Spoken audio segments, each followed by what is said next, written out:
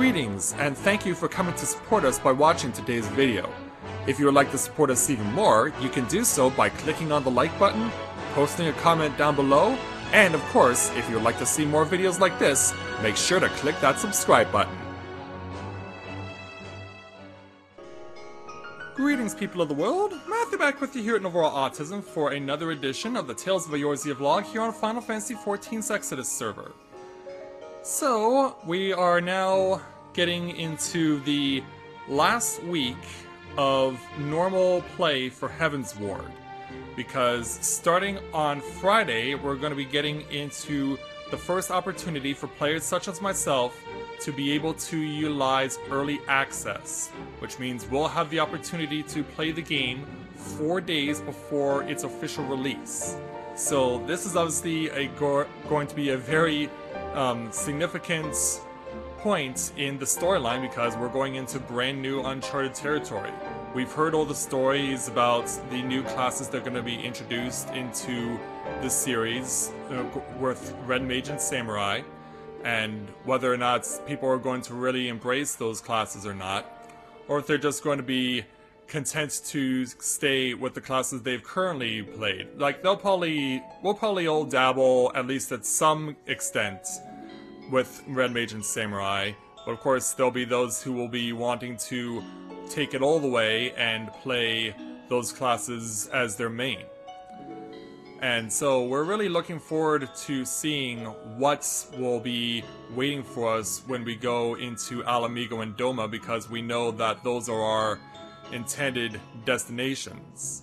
But there's also been a lot of discussion about where will we start the game for Stormblood, who are we going to help out first, because we know that Alamigo has been in great distress. We've known about their plight. It was introduced to the story before Doma's plight was.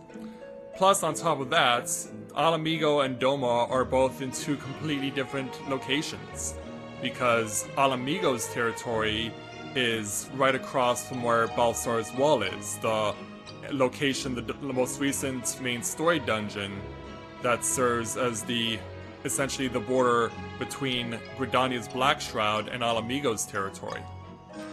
And then if you saw the story for Heavensward for the last part of the main story, you'll know that the people who came from Doma, including Lady Yugiri and her friend Gosetsu, both came to Eorzea through Doma, and they entered via Vesper Bay in the western part of Thanlin, which is where Ul'dah is. So for me, and I'm sure for the rest of us, it's going to be rather interesting to see how they implement where Doma and Alamigo are going to be situated as far as the map is concerned. So we'll definitely know one way or another how they're going to handle it, because I imagine because they put most of the fixation as far as main story is concerned on Alamigo's territory, that we're likely going to go there first. And that we'll be going through Alamigan territory to get into Doman territory. But we don't know whether or not we're going to be driving the Guardian Empire, because they are in occupation of both territories, out of both of them at the same time, or are we going to get one and then the other?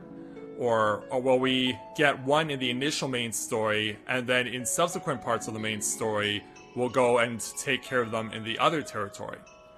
There's a lot of questions that we still don't know about. We do know some of the things that they are going to offer for us, some of the extra level trinkets that they're going to be introducing, like swimming, for example, is going to be something that a lot of people I know are really going to be looking forward to and are really interested in doing swimming exploration. And it'll be interesting to see how they utilize that. Like, will we be going underwater for buried treasure or something? Like it in its own way is its own separate version of the Aquapolis? Or, well, will we have to be doing like fishing underwater? Because we know, of course, fishing is a gathering class in this game. And I know that a lot of people I know who are playing the game right now are really looking forward to that. For me, right now, as far as I'm concerned, it's just a matter of taking Corinne here into Stormblood territory and seeing how it's going to unfold. Of course, I'm going to be sending Mathia in first in early access, so he'll have a 4-day head start on Corinne. And when you take that into consideration, that means I'll have a sufficient amount of knowledge, hopefully, with playing with Mathia through early access, to be able to use that when playing as Corinne. To be honest, I don't know how much story I'll be able to cover in 4 days, but I imagine that I can cover quite a bit, because what happened with Heavensward is that when I did the early access to the day of the official release, I was actually able to get pretty far in the story for the initial main story with Mathia. I was able to get him all the way up to level 57 and clearing the vault. So that was a significant amount of the story.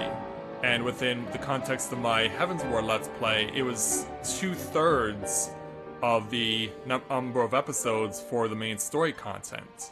So I was able to get quite far with Mathia with the early access, and then of course, since I had recorded, it was all pre-recorded, having the opportunity to then keep in mind that I'm also wanting to cover everything that I've shown through my recordings as well.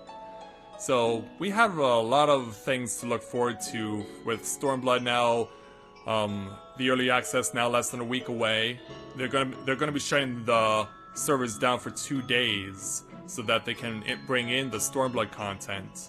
But I'm looking forward to seeing what they're gonna give us, and I want to get your guys' opinions on what if you play Final Fantasy XIV or not, or if you've had the opportunity to look at all the content that I've done throughout the time I've been playing Final Fantasy XIV, which has been more than 3 years now.